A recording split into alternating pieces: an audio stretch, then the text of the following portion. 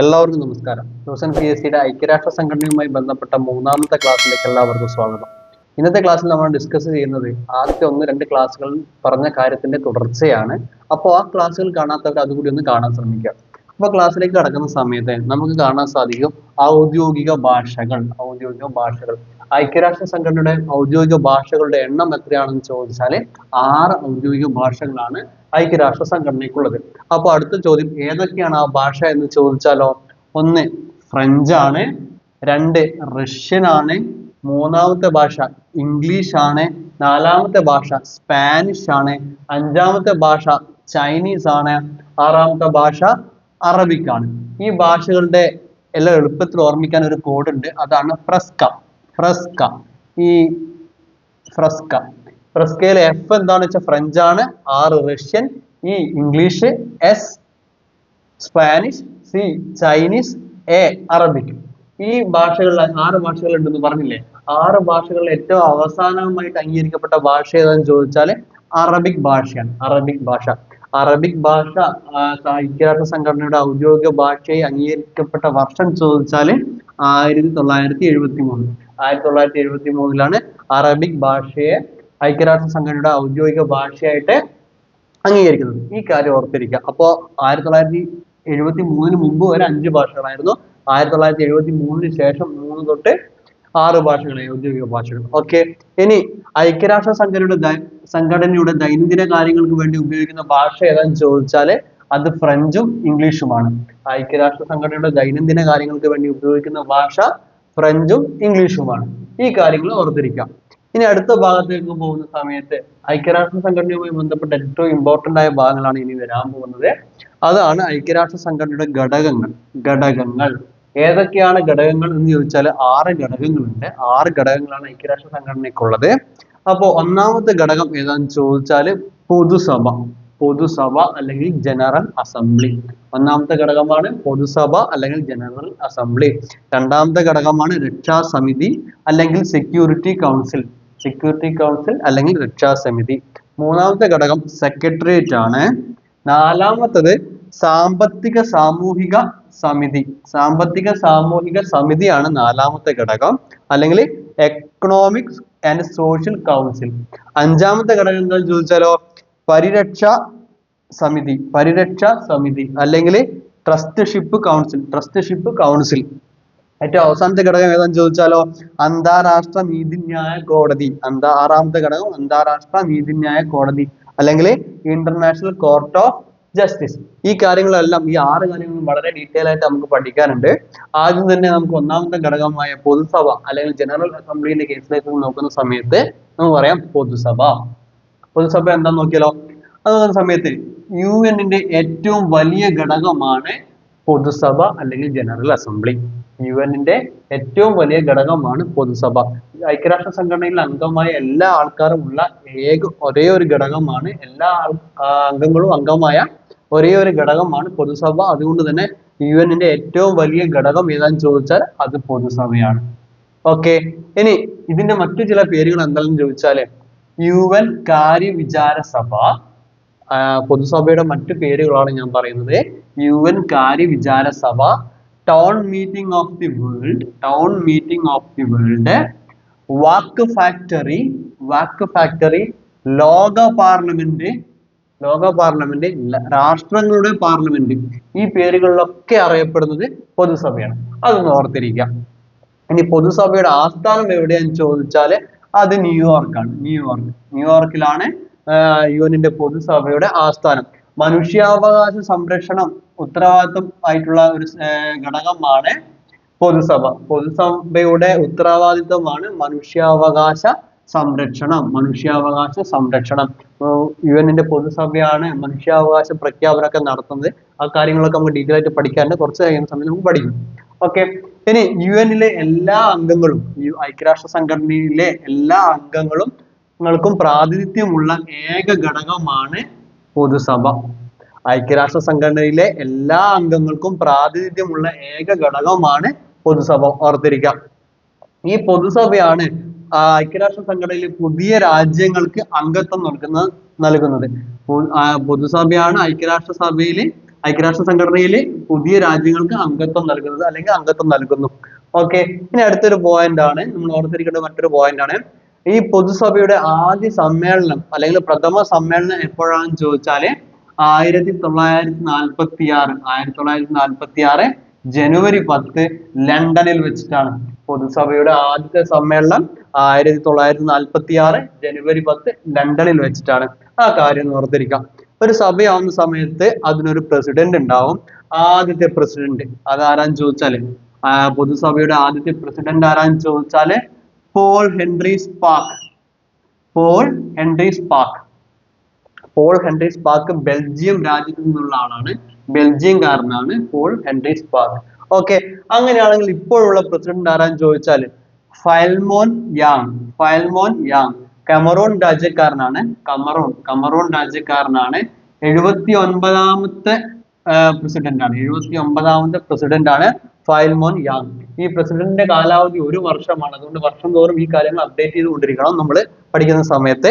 ഇനി പ്രസിഡന്റിന്റെയും വൈസ് പ്രസിഡന്റിന്റെയും കാലാവധി 1 വർഷമാണ്. 1 വർഷമാണ് പൊതുസഭയുടെ പ്രസിഡന്റിന്റെയും വൈസ് പ്രസിഡന്റിന്റെയും കാലാവധി. ഓക്കെ, ഇനി ഐക്യരാഷ്ട്ര സംഘടനയുടെ പൊതുസഭയുടെ പ്രസിഡന്റായ ആദ്യ വനിത ഫസ്റ്റ് വുമൺ ആരാന്ന് ചോദിച്ചാല് വിജയലക്ഷ്മി പണ്ഡിറ്റ്. വിജയലക്ഷ്മി പണ്ഡിറ്റ് ഇന്ത്യക്കാരിയാണ്. പൊതുസഭയുടെ പ്രസിഡന്റായ ഏക ഇന്ത്യക്കാരി ആരെന്ന് ചോദിച്ചാല് വിജയലക്ഷ്മി പണ്ഡിറ്റ് ആണ്. വിജയലക്ഷ്മി പണ്ഡിറ്റ് 1953 പൊതുസഭയുടെ പ്രസിഡന്റ് ആവുന്നത്. 8ാമത്തെ ഇമ്പോർട്ടന്റ് ആണ്. 8ാമത്തെ പ്രസിഡന്റ് ആണ്.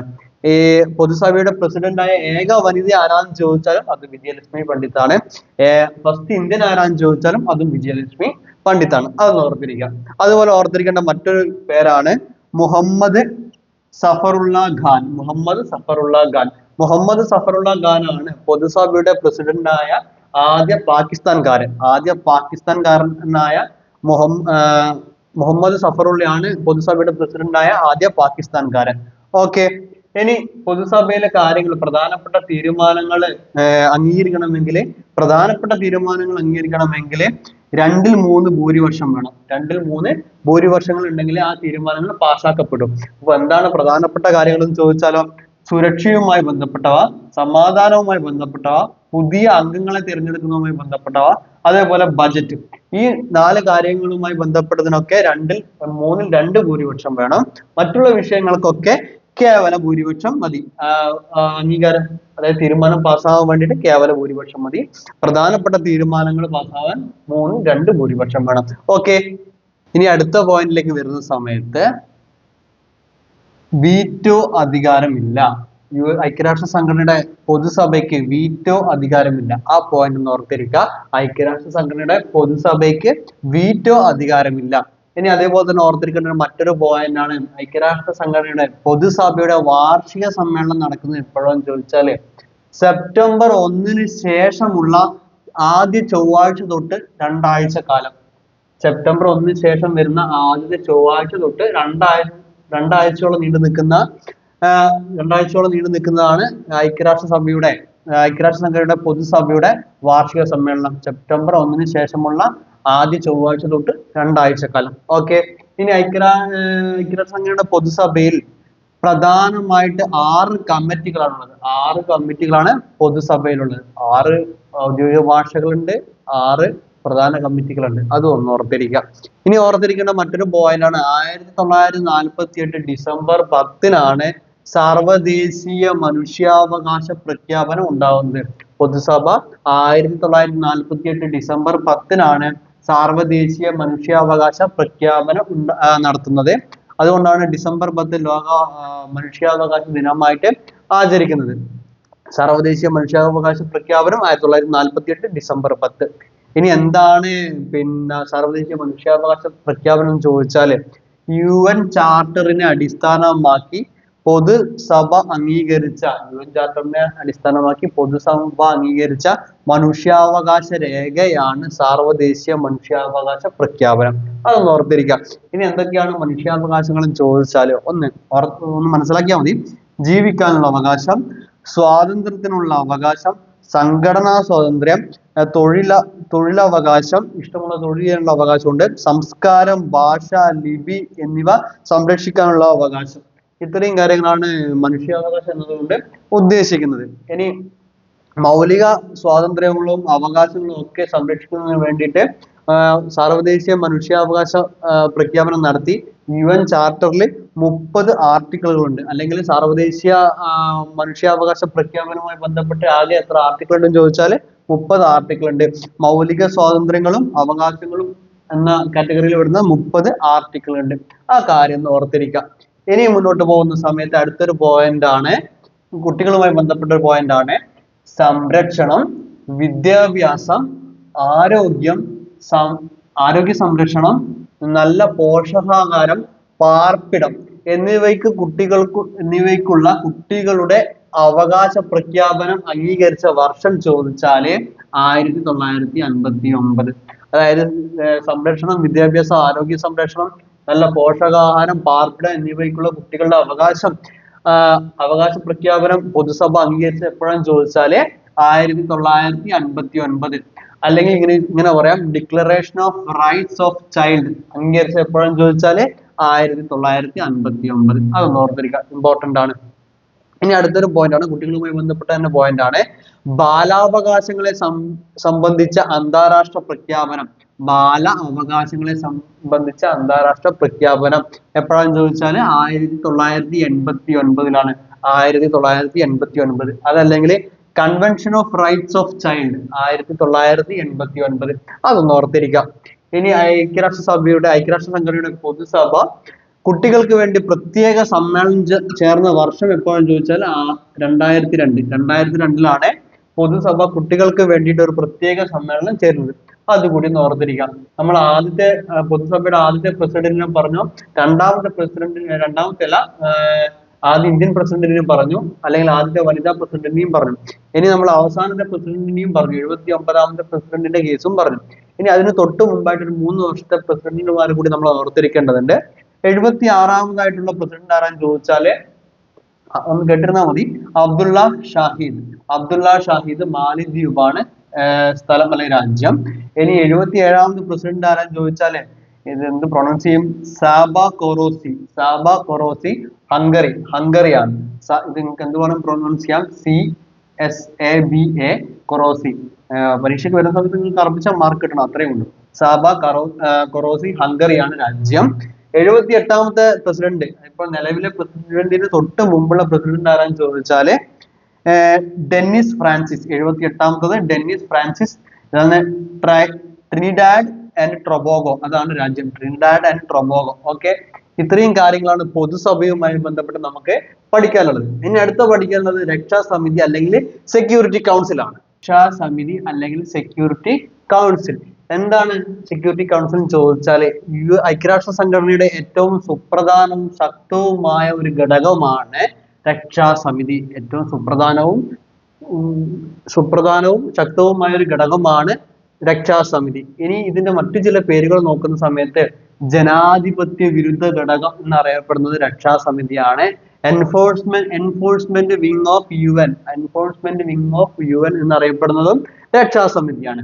ഇനി രക്ഷാസമിതിയുടെ ആസ്ഥാനം എവിടെയെന്ന് ചോദിച്ചാല് ന്യൂയോർക്കാണ്. ആസ്ഥാനം ന്യൂയോർക്കാണ്. രക്ഷാസമിതിയിലുള്ള ആകെ അംഗങ്ങളുടെ എണ്ണം എത്രയും ചോദിച്ചാൽ 15 ആണ്. അതിന് 5 അംഗങ്ങള് സ്ഥിരാംഗങ്ങൾ. ആരൊക്കെയാണ് സ്ഥിരാംഗങ്ങൾ എന്നുള്ളത് ചോദിച്ചാല് ഒന്ന് അമേരിക്കയാണ്. അവരെ 5 സ്ഥിരാംഗങ്ങൾ ഉണ്ടെന്ന് പറഞ്ഞു. അവര് P5 രാഷ്ട്രങ്ങൾ എന്നും അറിയപ്പെടും. പെർമനന്റ് നാഷൻസ് അല്ലെങ്കിൽ P5 രാഷ്ട്രങ്ങൾ എന്നറിയപ്പെടും. അമേരിക്കയാണ് 1, 2 ബ്രിട്ടൻ ആണ്, 3 ചൈന ആണ്, 4 റഷ്യ ആണ്, 5 ഫ്രാൻസ് ആണ്. ഈ ബാക്കിയുള്ള രാജ്യങ്ങള് താൽക്കാലിക അംഗങ്ങളാണ്. താൽക്കാലിക അംഗങ്ങളുടെ കാലാവധി 2 വർഷമാണ്. ഇനി ഈ സ്ഥിരാംഗങ്ങൾക്കുള്ള ഒരു പ്രത്യേക അധികാരമാണ് വീറ്റോ പവർ. വീറ്റോ പവർ എന്താണെന്ന് ചോദിച്ചാല് ഈ രക്ഷാസമിതി തീരുമാനിക്കുന്ന കാര്യങ്ങളോട് ഈ സ്ഥിരാംഗങ്ങൾക്കുള്ള വിയോജിപ്പ് പ്രകടിപ്പിക്കുന്ന ഒരു വോട്ടിംഗ് സമ്പ്രദായമാണ് വീറ്റോ അധികാരം. ഇപ്പോ ഒരു രാജ്യം വീറ്റോ അധികാരം പ്രയോഗിച്ചാല് രക്ഷാസമിതിയുടെ ആ തീരുമാനങ്ങൾ നടപ്പിലാക്കാൻ പറ്റില്ല.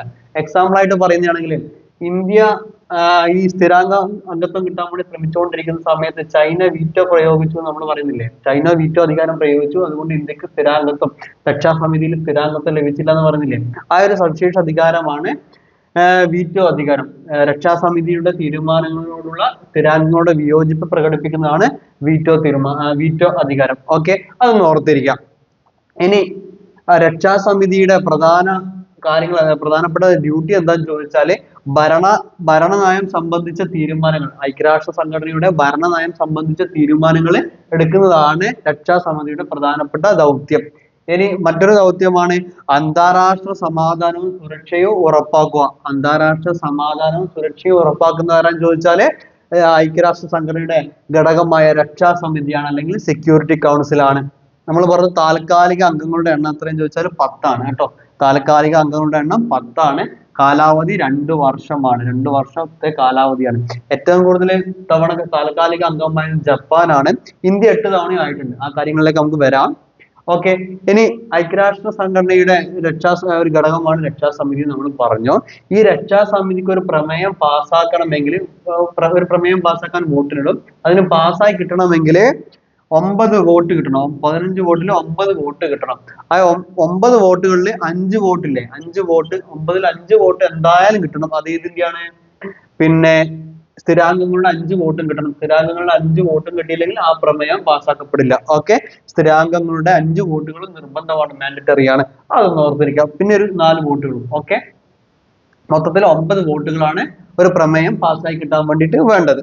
ഇനി പിന്നെ രക്ഷാസമിതിയുടെ ആദ്യ സമ്മേളനം നടന്നത് എപ്പോഴാന്ന് ചോദിച്ചാല് 1946 ജനുവരി 17-നാണ് ആദ്യ സമ്മേളനം നടക്കുന്നത്. 1946 ജനുവരി 17-നാണ് ആദ്യ സമ്മേളനം നടക്കുന്നത്. ഇനി ഒരു അടുത്ത പോയിന്റിലേക്ക് പോകുന്ന സമയത്ത് രക്ഷാസമിതിക്ക് ഒരു അധ്യക്ഷൻ ഉണ്ടാവും, അല്ലെങ്കിൽ ഒരു പ്രസിഡന്റ് ഉണ്ടാവും. ആ പ്രസിഡന്റിന്റെ കാലാവധി എത്രയെന്ന് ചോദിച്ചാല് 1 മാസം മാത്രമേ കാലാവധി ഉള്ളൂ. രക്ഷാസമിതിയുടെ സെക്യൂരിറ്റി കൗൺസിലിന്റെ പ്രസിഡന്റിന്റെ കാലാവധി 1 മാസമാണ്. പൊതുസഭയുടെ ആണെങ്കിൽ 1 വർഷമാണ്. രക്ഷാസമിതിയുടെ സെക്യൂരിറ്റി കൗൺസിലിന്റെ ആണെങ്കിൽ 1 മാസമാണ്. ഓക്കെ, അതൊന്ന് ഓർത്തിരിക്കാം. നമ്മൾ നേരത്തെ പറഞ്ഞ അതേ കാര്യം തന്നെ ജപ്പാൻ 11 തവണ താൽക്കാലിക അംഗമായിട്ടുണ്ട്. ഏറ്റവും കൂടുതൽ തവണ താൽക്കാലിക അംഗമായ രാജ്യം ഏതെന്ന് ചോദിച്ചാൽ ജപ്പാനാണ്. ജപ്പാൻ 11 തവണ ആയിട്ടുണ്ട്.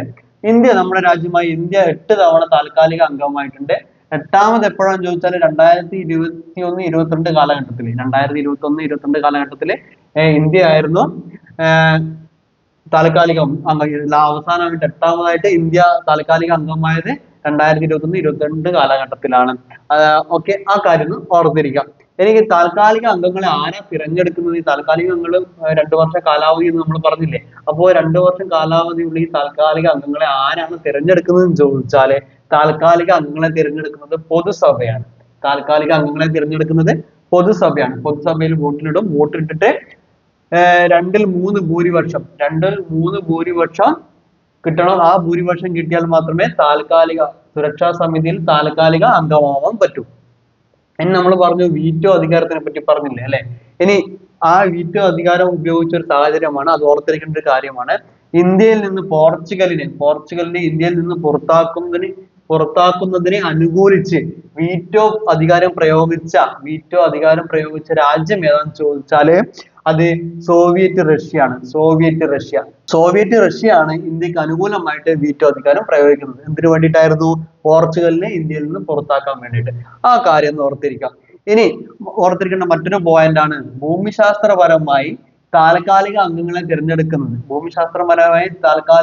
തിരഞ്ഞെടുക്കുന്നത് എങ്ങനെയാന്ന് ചോദിച്ചാല് ഏഷ്യയിൽ നിന്ന് 5 അംഗങ്ങളെ, ലാറ്റിൻ അമേരിക്കൻ രാജ്യങ്ങളിൽ നിന്ന് 2 ആൾക്കാരെ, പശ്ചിമ യൂറോപ്പിൽ നിന്ന് എത്രയാ 2 ആൾക്കാരെ. അപ്പൊ എത്രയാ 5 ഉം 2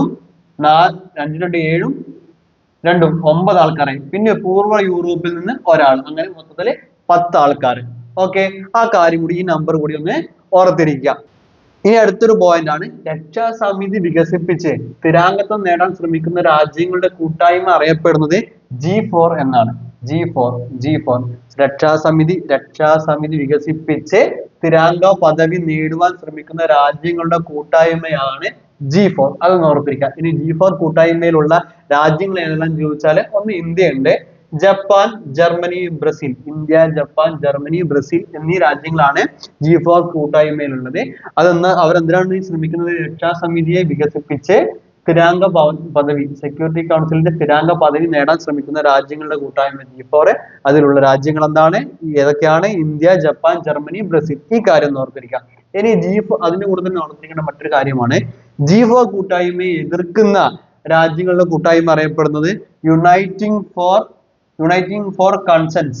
യുണൈറ്റിംഗ് ഫോർ കൺസെൻസ് എന്നാണ് G4 രാജ്യങ്ങളെ എതിർക്കുന്ന രാജ്യങ്ങളുടെ കൂട്ടായ്മ അറിയപ്പെടുന്നത്, യുണൈറ്റിംഗ് ഫോർ കൺസെൻസ്. ഓക്കെ, അല്ലെങ്കിൽ ഇതിന്റെ മറ്റൊരു പേരാണ് കോഫി ക്ലബ്. ഓക്കെ, സെക്യൂരിറ്റി കൗൺസിലുമായി ബന്ധപ്പെട്ട അടുത്തൊരു പോയിന്റ് ആണ് റെസൊല്യൂഷൻ 2427. റെസൊല്യൂഷൻ 2427 അല്ലെങ്കിൽ 2427. അതെന്താണെന്ന് ചോദിച്ചാൽ, ഒരു സെക്യൂരിറ്റി, നമ്മുടെ ഐക്യരാഷ്ട്ര സംഘടനയുടെ സെക്യൂരിറ്റി കൗൺസിൽ പാസ്സാക്കിയ ഒരു പ്രമേയമാണ്. എന്താണെന്ന് ചോദിച്ചാല്, യുദ്ധഭൂമിയിൽ അകപ്പെട്ട കുട്ടികളെ സംരക്ഷിക്കുന്നതിനായിട്ട് സെക്യൂരിറ്റി കൗൺസിൽ പാസ്സാക്കിയ ഒരു പ്രമേയമാണ് റെസൊല്യൂഷൻ 2427 അല്ലെങ്കിൽ 2427. അതൊന്ന് ഓർത്തിരിക്കാം. ഇനി സുരക്ഷാ സമിതിയിലെ അംഗങ്ങളെ തിരഞ്ഞെടുക്കുന്നത് വെച്ചാല് നമ്മൾ പറഞ്ഞു പൊതുസഭയാണെന്ന് പറഞ്ഞു അല്ലെ. സ്ഥിരാംഗങ്ങളെയല്ല, താൽക്കാലിക അംഗങ്ങളെ തിരഞ്ഞെടുക്കുന്ന പൊതുസഭയാണെന്ന് പറഞ്ഞു അല്ലെ. ഇനി ആ അംഗങ്ങളെ തിരഞ്ഞെടുക്കുന്നതിനുള്ള മാനദണ്ഡങ്ങൾ എന്തൊക്കെയാണെന്ന് ചോദിച്ചാല്, സുരക്ഷാ സമിതിയിലെ അംഗങ്ങളെ തിരഞ്ഞെടുക്കുന്നതിനുള്ള മാനദണ്ഡങ്ങൾ എന്തൊക്കെയാണെന്ന് ചോദിച്ചാല്, ഒന്നാമത്തെ ക്രൈറ്റീരിയ പ്രധാനപ്പെട്ട ഒരു സാമ്പത്തിക ശക്തിയായിരിക്കണം. അതുപോലെ തന്നെ മുഖ്യ സൈനിക ശക്തിയായിരിക്കണം. അതായത് മിലിറ്ററി ഫോഴ്സ്, ശക്തമായ ഒരു മിലിറ്ററി ഫോഴ്സ് ഉണ്ടാവണം. അതേപോലെ തന്നെ ജനസംഖ്യയുടെ അടിസ്ഥാനത്തിൽ അതൊരു വലിയ രാജ്യമായിരിക്കണം. അതായത് ജനസംഖ്യ, അത്യാവശ്യം നല്ല ജനസംഖ്യ ഉണ്ടായിരിക്കണം. അതുപോലെ തന്നെ നാലാമത്തെ ക്രൈറ്റീരിയ എന്താണെന്ന് ചോദിച്ചാല്, ജനാധിപത്യ മൂല്യങ്ങളെയും അല്ലെങ്കിൽ മനുഷ്യാവകാശങ്ങളെയും ഒക്കെ ബഹുമാനിക്കുന്ന രാജ്യമാണ്. ജനാധിപത്യത്തിനും മനുഷ്യാവകാശത്തിനും ഒക്കെ പ്രാധാന്യം നൽകുന്ന ഒരു രാജ്യമായിരിക്കണം. ഇനി അവസാനത്തെ പോയിന്റ് എന്താണെന്ന് ചോദിച്ചാല്, ഭൂപ്രകൃതി, സാമ്പത്തിക സംവിധാനങ്ങൾ, സംസ്കാരം എന്നീ കാര്യങ്ങളിൽ സമിതിയിൽ ലോകത്തിന്റെ വൈവിധ്യങ്ങളെ പ്രതിനിധാനം ചെയ്യുന്ന രാജ്യമായിരിക്കണം. ഇത് ഇമ്പോർട്ടന്റ് ആണെന്ന് ചോദിച്ചാൽ അവളുടെ സ്റ്റേറ്റ്മെന്റും വന്നാൽ നമുക്ക് മാർക്ക് മിസ്സാവരുത്. ഈ കാര്യങ്ങളൊന്നും മനസ്സിലാക്കി വെക്കുക. ഇന്നത്തെ ക്ലാസ്സിൽ നമ്മൾ ഇത്രയും കാര്യങ്ങളൊന്നും പറയാൻ ഉദ്ദേശിക്കുന്നത്. ഇന്നത്തെ ക്ലാസ്സിൽ നമ്മൾ പറഞ്ഞത് പൊതുസഭയുമായി ബന്ധപ്പെട്ട എല്ലാ കാര്യങ്ങളും പറഞ്ഞു, സുരക്ഷാ സമിതിയുമായി ബന്ധപ്പെട്ട എല്ലാ കാര്യങ്ങളും പറഞ്ഞു. ഇനി നമുക്ക് അടുത്ത ക്ലാസ്സുകളിൽ ഇനി പഠിക്കാനുള്ളത് ഇനി 4 ഘടകങ്ങളെ കുറിച്ച് പഠിക്കാനുണ്ട്. ഇത്രത്തോളം കാര്യങ്ങളൊന്നുമില്ല, അത് വളരെ കുറച്ച് പോയിന്റ്സുകൾ മാത്രമേ ഉള്ളൂ. പിന്നെ ഒരുപാട് ഇന്ത്യയുമായി ബന്ധപ്പെട്ട കാര്യങ്ങൾ പഠിക്കാനുണ്ട്, കുറെ സെക്രട്ടറിമാരെ പറ്റി പഠിക്കാനുണ്ട്, ഒരുപാട് കാര്യങ്ങൾ ഇനിയും പഠിക്കാനുണ്ട്. ഐക്യരാഷ്ട്ര സംഘടന വലിയൊരു ടോപ്പിക്കാണ്. അപ്പോൾ എല്ലാ ഭാഗങ്ങളും ഇമ്പോർട്ടന്റ് ആണ്, എല്ലാ ഭാഗങ്ങളും കൃത്യമായിട്ട് തന്നെ പഠിക്കേണ്ടതുണ്ട്. അപ്പോൾ ഇന്നത്തെ ക്ലാസ്സിൽ പറഞ്ഞ കാര്യങ്ങളൊക്കെ നിങ്ങൾക്ക് മനസ്സിലായെന്ന് വിശ്വസിക്കുന്നു. അപ്പോൾ താങ്ക് യു.